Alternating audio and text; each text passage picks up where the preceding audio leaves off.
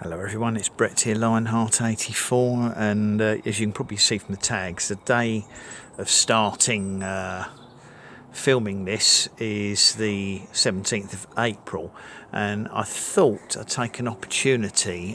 What I've got basically here is three successfully germinated bacon avocado seedlings, which is one of the sort of slightly hardier hybrids. They're not pure Mexican ones, but they're meant to be a little bit more cold hardy than, say, the Guatemalan or Caribbean types of avocado. Especially as they're seed grown, you don't know what you're going to get. You can even see the variation on the leaf colours, but that's partly because they've been grown on different windowsills, and as you can see, I've just been germinating them in water, and the roots are quite well established now. Oh, got to be careful these don't blow over. Suddenly the winds come up. It's typical when you want to do a little video like this. So what I'm going to do with these three plants is an extremely non-scientific experiment, because I have only got three that I'm going to pot up today. They're slightly different stages, but I mean they're quite close to each other. Hopefully I can do this before they blow over. They're reasonably close in development to each other. They may have germinated a couple of weeks apart, but they're close enough to try it.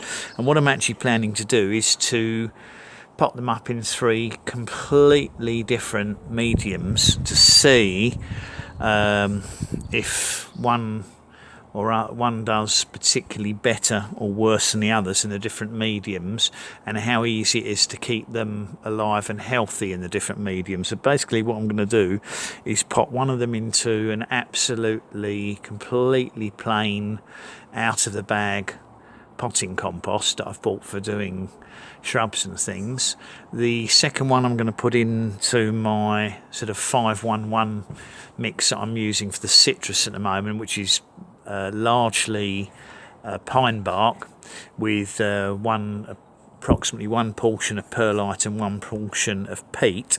And then the third one I'm going to plant up in the mostly sort of non-organic aggregate mix that I made up, which consists of, it has got some pine bark in it, but the rest of it is just perlite and pumice and expanded clay particles. So it'll be interesting to see.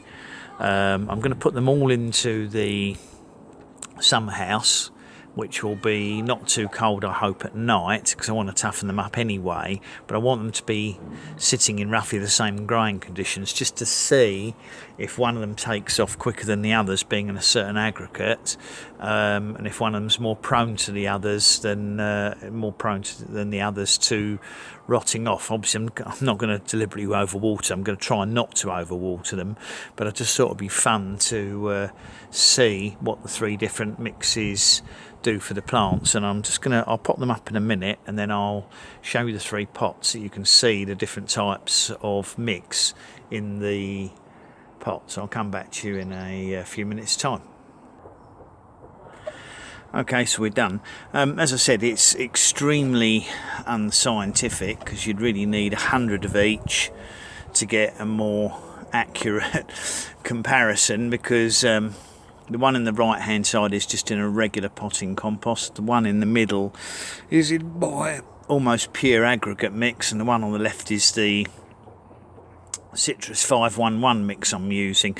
Now obviously these plants could themselves as seedlings vary considerably in health and vigour, and the amount of water they get in the summer house and the amount of light they get, but it's just a very basic scientific, non-scientific effort just to see if I can see any obvious differences between the growth in them and the difficulty I have keeping them alive and healthy looking. So I'm going to pop them in the summer house now, and then we'll revisit the video in we'll carry on the video in 3 or 4 weeks time, and see if any of them have died or grown appreciably and how they compare to each other. So I look forward to seeing you in the next part of the video. Welcome back to the second part of the video.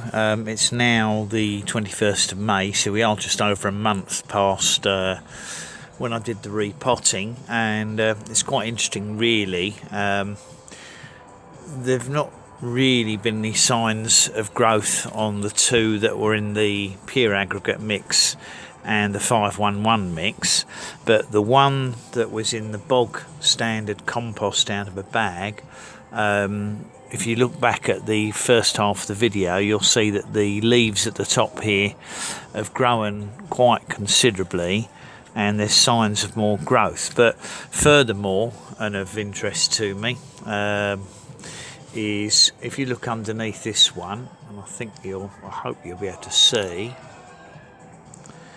there are in fact, I used to focus it, there are in fact roots coming out of the bottom. There's about 4 roots coming out the bottom of the pot already, but on the aggregate mix and the 511 mix, there's absolutely no signs of root coming out the bottom of the pot at all. So it does seem that initially the absolutely bog standard potting compost is far and away the best one for encouraging the root growth on them. Now I would say that the other plants don't look unhealthy particularly. There's a little bit of almost like a rusty mottling on the leaves of the one in the pure aggregate mix. The 511 mix leaves look perfectly green. They're a little bit lighter green on the pure compost one, but any of these other factors could be affected by exactly the location they were in the summer house, because it's possible that some are getting a little bit less light or a bit too much sunlight compared to the others. If you can hear background music, by the way, that's the neighbour, so hope it's not covering the sound too much. But the root growth is absolutely stupendous for a month on the plain compost one. The biggest problem with avocados, from my point of view over here, is the root rot issues I get with overwatering, which of course we shouldn't get in either of these. On the other hand, this soil is particularly wet and I can feel this is heavy, so it hasn't dried out even in there, but despite that, because it's actively growing, the roots have coped with it. The problem's going to be when it comes to the winter months and the plants are inactive, this will have to be kept extra dry, so we're certainly going to investigate the amount that they need watering in these composts. But I'm delighted with the root growth on the bottom of the one in regular soil. I had a feeling that would probably happen because it's much easier for the roots to grow through a standard potting compost.